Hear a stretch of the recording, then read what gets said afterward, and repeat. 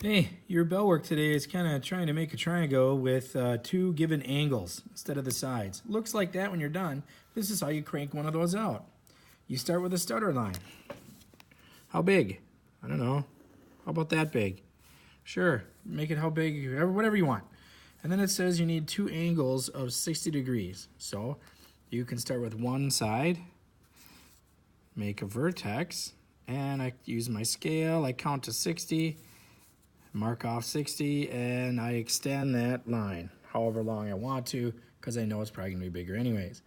Now we need to make another angle of 60 degrees. You can choose this segment or this segment. I'm going to choose this one because it's just easier for me. I'm going to make another vertex. How about right here? Sounds great. Could I put it over here? Yeah, here, wherever you want.